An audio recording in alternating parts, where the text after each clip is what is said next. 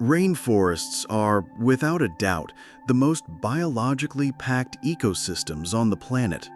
We're talking about living, breathing walls of green, filled with millions of creatures all coexisting, sometimes peacefully, often not. Wildlife photographers like Avid Weiler and Thomas Morant have spent years documenting the chaos and beauty of these rainforests, capturing the surreal, the sneaky, and the straight-up bizarre. And trust us, it's not just the plants that are wild. The animals? Absolute professional con artists.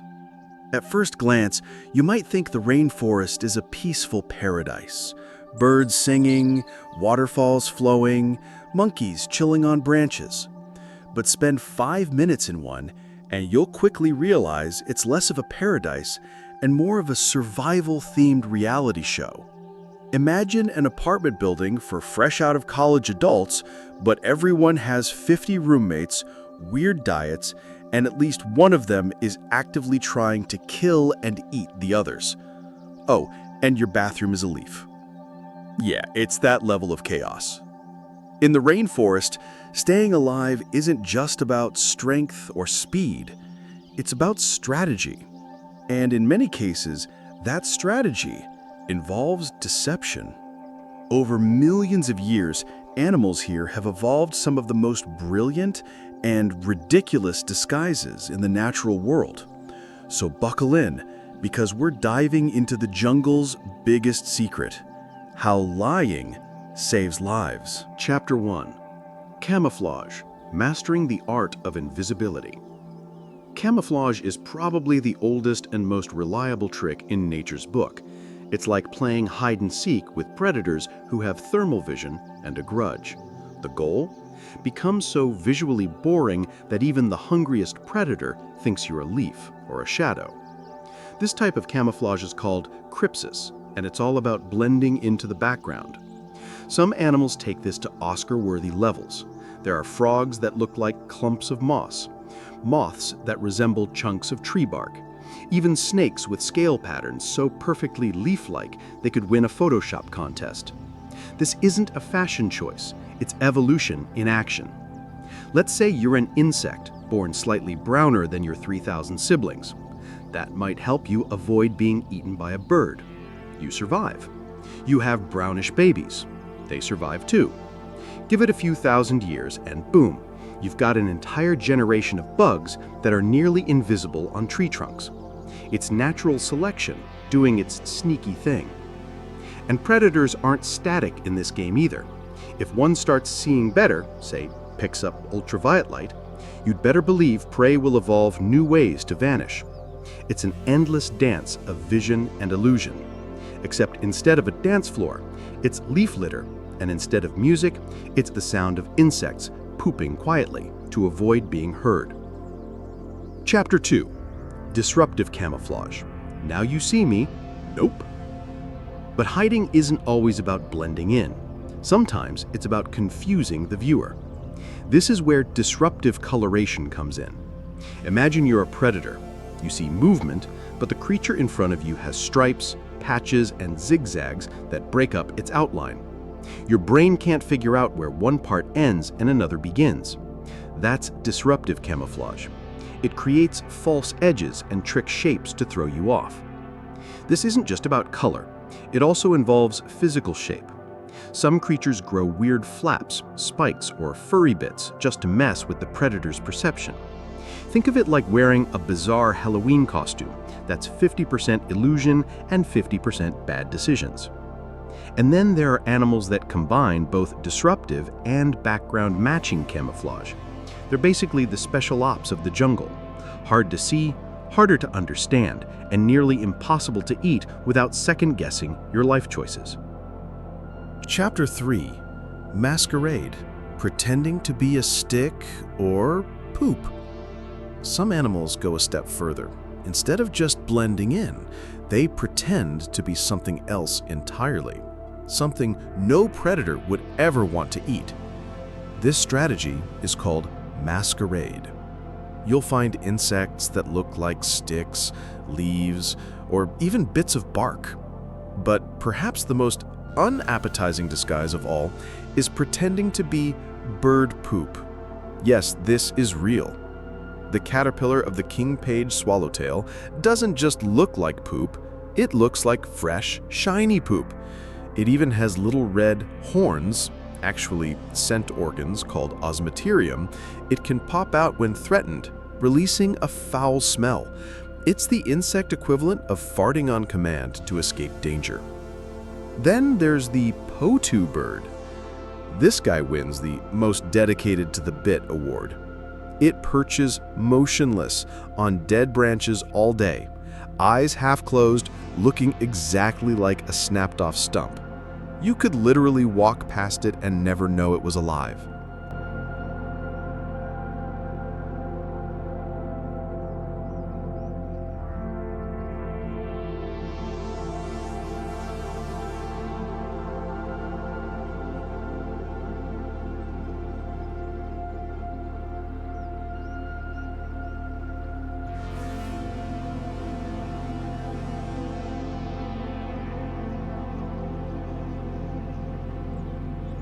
Chapter 4. Masquerading as Fear, Snake Wannabes, and Tarantula Leftovers. Okay, so what if predators aren't fooled by leaves or poop? What if you need to scare the feathers off them? That's when masquerade takes a darker turn, mimicking things predators are afraid of, like snakes. Enter the hawk moth caterpillar. When threatened, it flattens its head and puffs up to look like a tiny snake. It even does the threatening wriggle. And it works. Predators think twice about attacking something with fake eyes and attitude. And then there's the monkey slug caterpillar, which looks like the shed exoskeleton of a tarantula. Because what's more horrifying than a spider? A dead spider's haunted shell.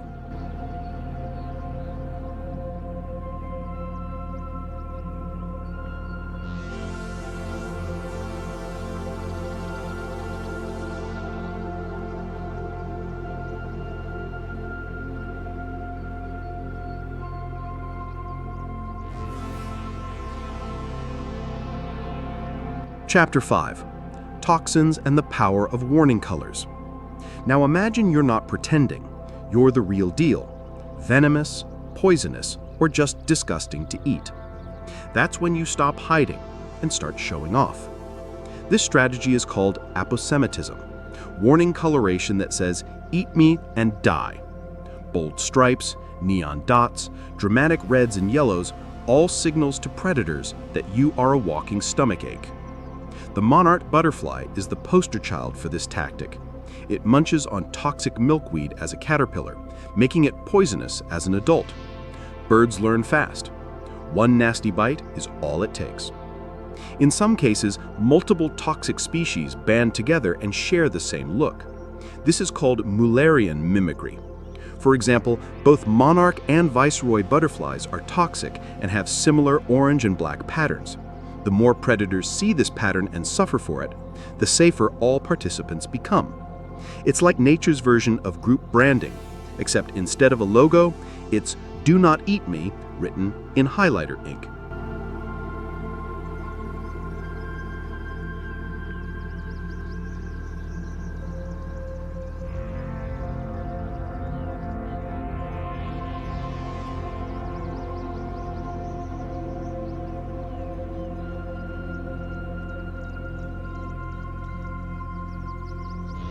Chapter 6. Batesian Mimicry, Nature's Freeloaders. Of course, where there's honesty, there's always cheating.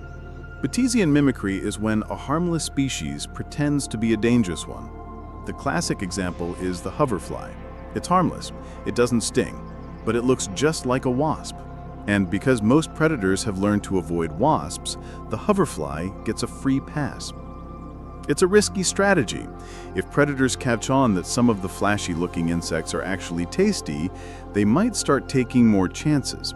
Too many freeloaders spoil the brand. Still, Batesian mimicry is incredibly common. Moths, beetles, and even caterpillars get in on the act. Some even mimic the behavior of their dangerous counterparts, like jerky flight patterns or buzzing sounds.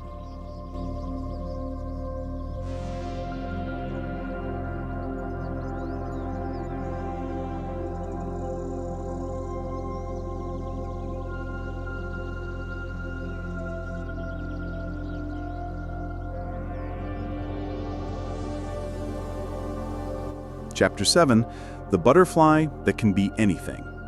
Now let's talk about Papilio dardanus, the butterfly that laughed in the face of camouflage limitations. This butterfly's females are polymorphic, which means they can grow into one of over 14 different forms. Each form mimics a different toxic butterfly species. That way, no single mimic ever becomes too common, and predators stay confused.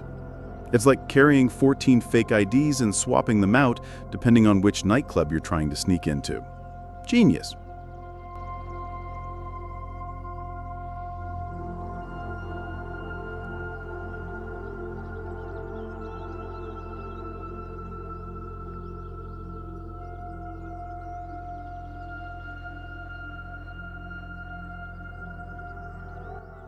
Chapter 8.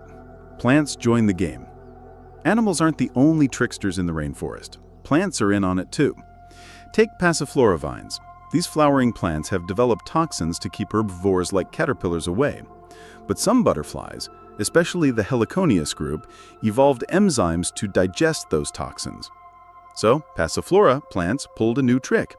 They started faking butterfly eggs. They grow little yellow bumps or spots on their leaves that look like eggs. Real butterflies, not wanting competition for their young or to get cannibalized by neighbors, move on to the next plant. This is called Gilbertian mimicry, named after Lawrence Gilbert, who, unlike the other mimicry namesakes, is still alive. For now.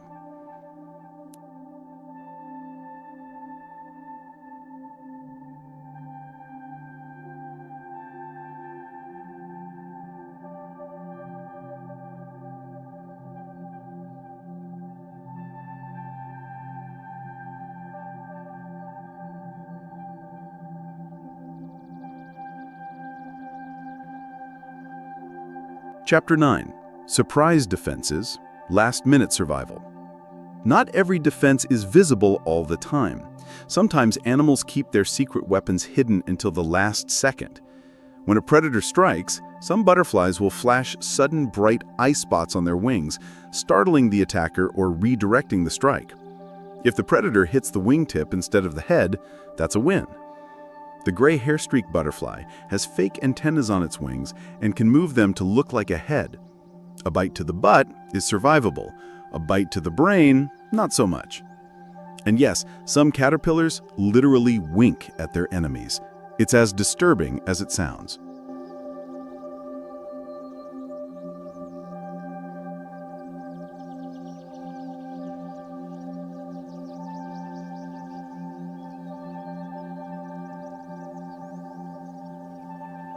Chapter 10. Everyone's lying, even the predators.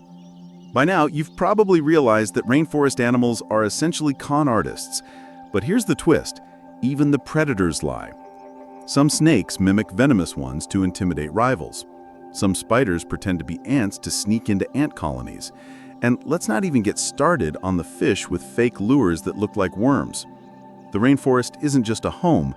It's a stage full of tricksters, decoys, and backstabbing survival tactics.